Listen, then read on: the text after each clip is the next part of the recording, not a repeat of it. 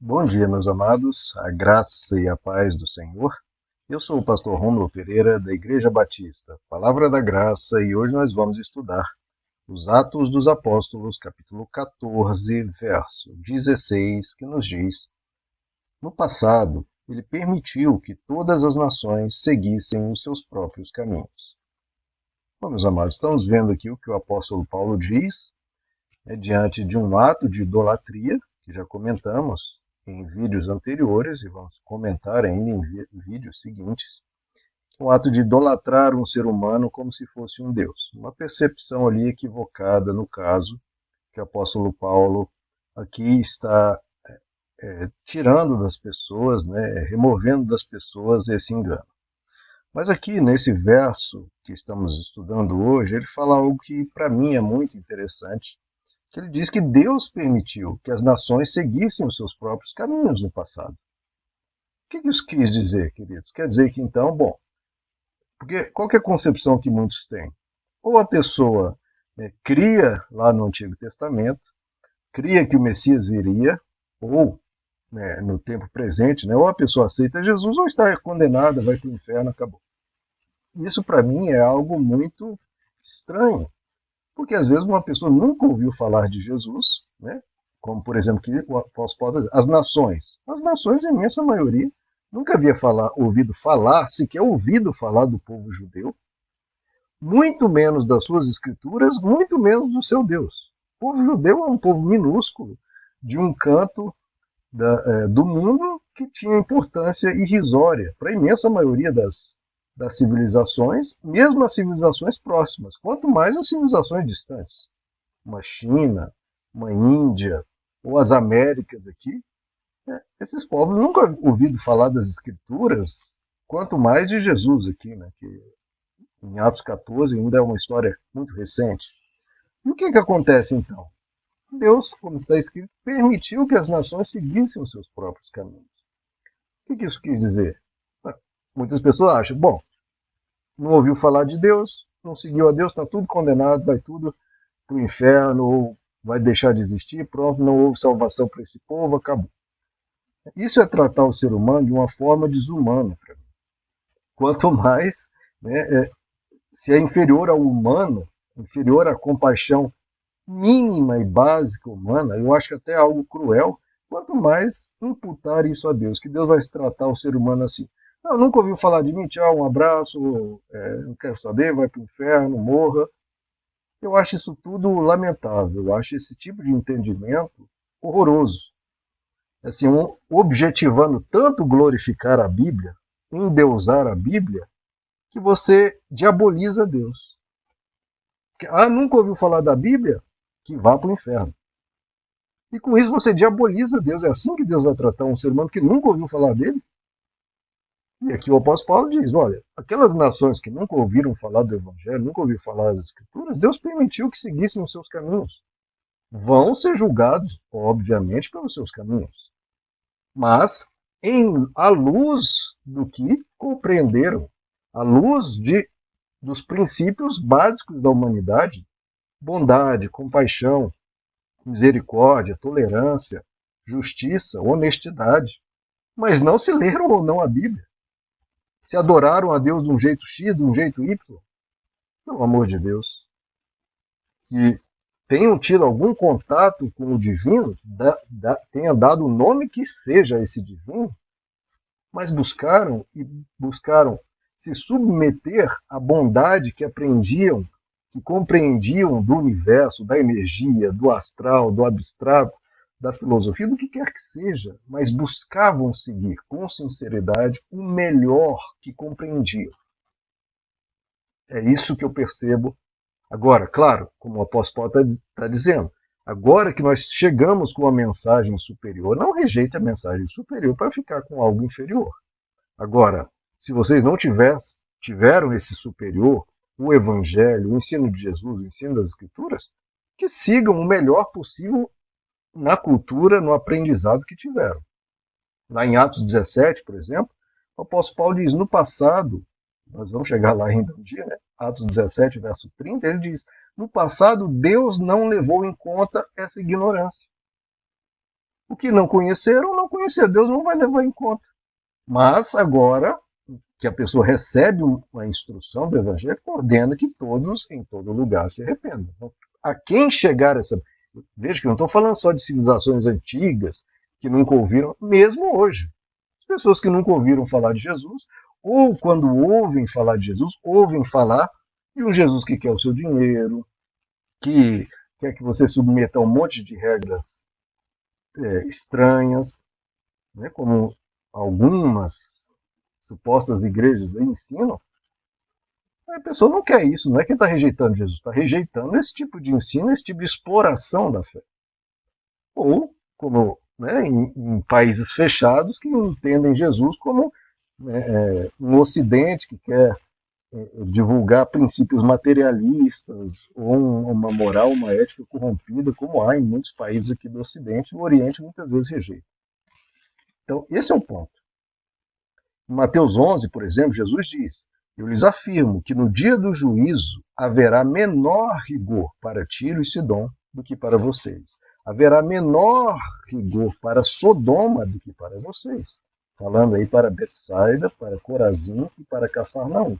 Cidades que receberam a mensagem de Jesus. Então, quem recebeu a mensagem, o Evangelho, vai ter um rigor maior do que aqueles que não receberam. É óbvio, Deus é justo, pelo amor de Deus. Agora, Jesus não falou, olha, Tiro, Sidom e Sodoma estão todos, não creram nas Escrituras, não ouviram as Escrituras, estão condenados, vão para o inferno. Não, ele falou, haverá menor rigor. Por que Jesus não os condenou imediatamente, se não ouviram falar da Bíblia e não creram na Bíblia? Porque receberam a mensagem da revelação natural, como é chamado, né? A percepção que há um Deus, a percepção que é a bondade, a percepção do amor. Ao ver uma pessoa sofrer, qual foi a reação? Causar mais dor ou refrear a dor e ajudar a pessoa? A pessoa vai responder por isso. Vai responder por isso. Não se a pessoa conhecia um verso de Isaías ou não.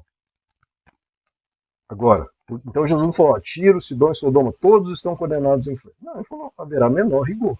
Por quê? Porque elas serão, cada pessoa dessa cidade vão ser pesadas diante de Deus, diante do juízo, e ver se seguiram a bondade, a justiça, o amor ou não. Se seguiram a fé de crer nesses princípios e crer na revelação que Deus tocava no coração delas, por menor que seja. E haverá um rigor menor, porque conheceram menos. É o que Jesus diz lá em Lucas 12, verso 47 em diante. Aquele servo que conhece a vontade do seu Senhor, ou seja, recebeu conhecimento das Escrituras, recebeu o Evangelho, etc., e não prepara o que ele deseja, nem o realiza, receberá muitos açoites. Agora, aquele que não conhece a vontade do Senhor e pratica coisas merecedoras de castigo, receberá, só que poucos açoites. E aí Jesus esclarece como é esse juízo. A quem muito foi dado, muito será exigido.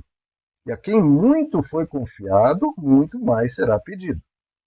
Então veja, quem recebeu o conhecimento das Escrituras, do Evangelho, muito será cobrado, porque receberam a informação, receberam um conteúdo mais dissecado, mais detalhado, mais explicado.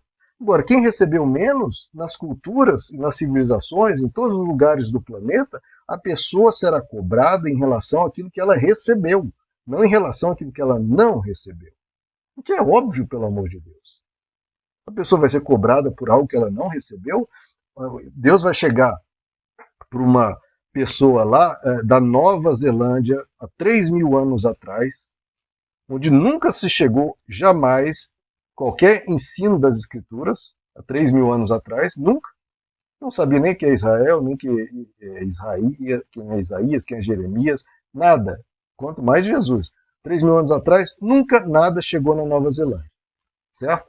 Essa pessoa está imediatamente condenada? Não.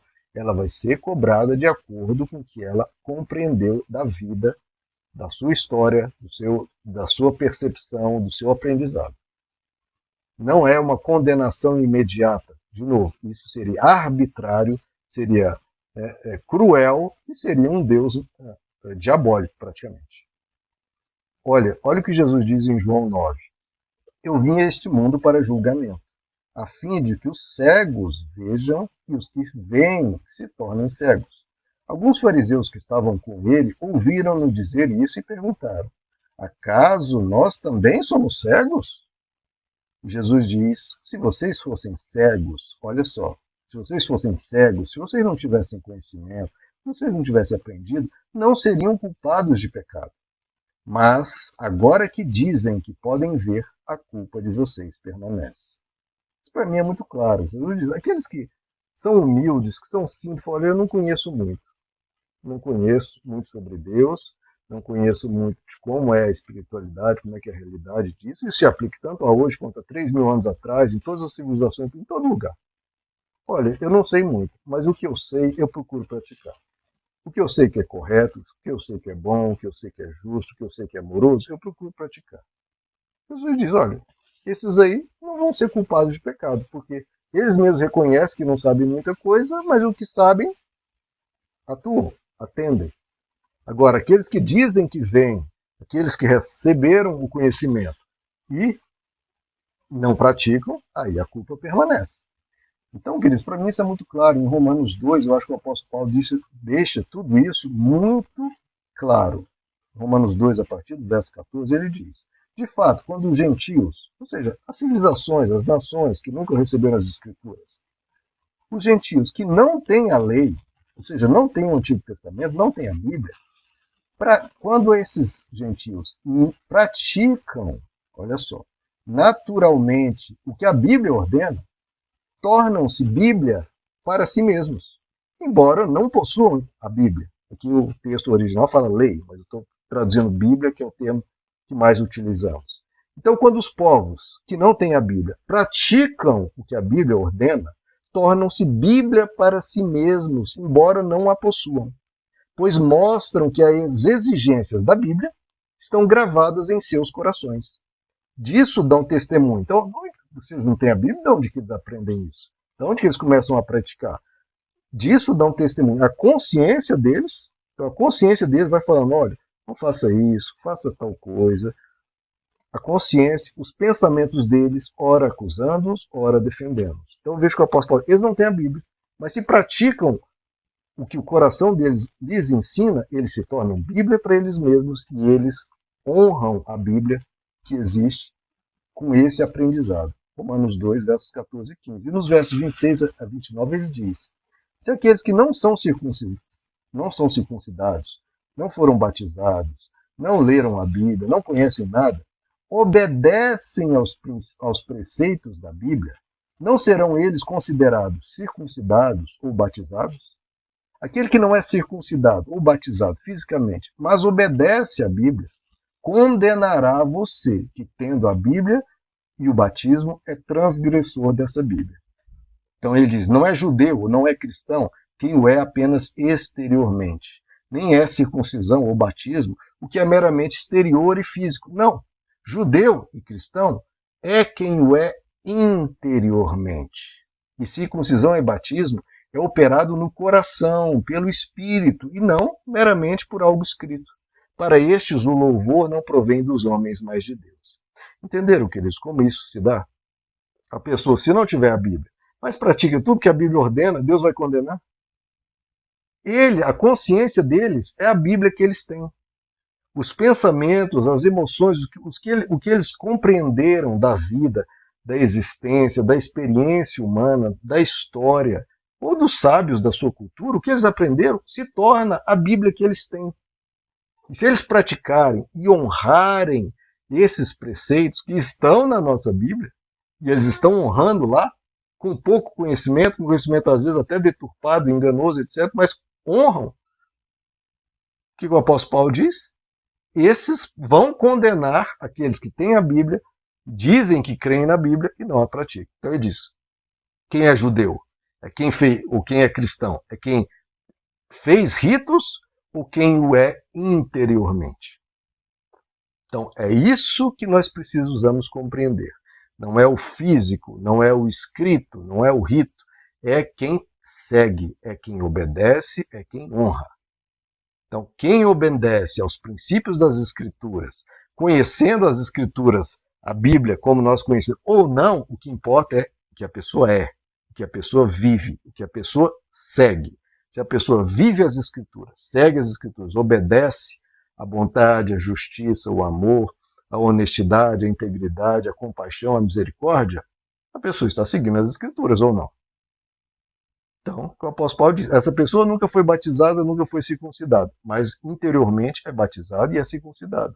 Ela não é judia, não é cristã, exteriormente, mas interiormente o é, porque está obedecendo os princípios e preceitos do Evangelho e das Escrituras.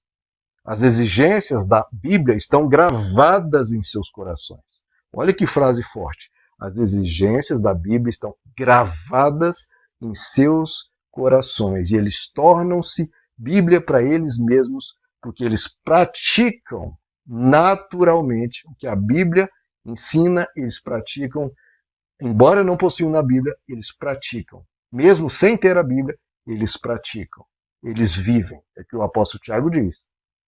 Fé sem obras é morta. Agora, se a pessoa pratica, essa é a verdadeira fé. E é isso que eu considero para civilizações e povos, que seja de agora, seja de antigamente, que seguem os seus próprios caminhos e honram a Deus, talvez não o conhecendo ou conhecendo muito pouco.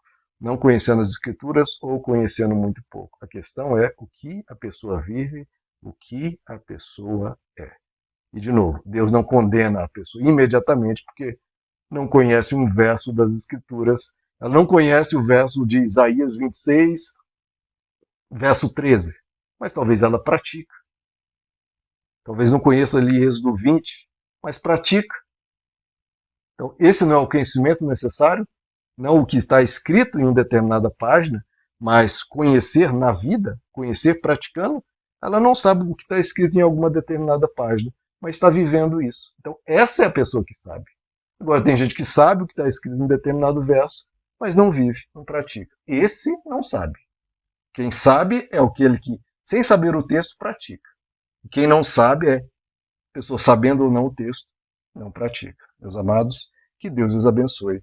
A graça e a paz do Senhor.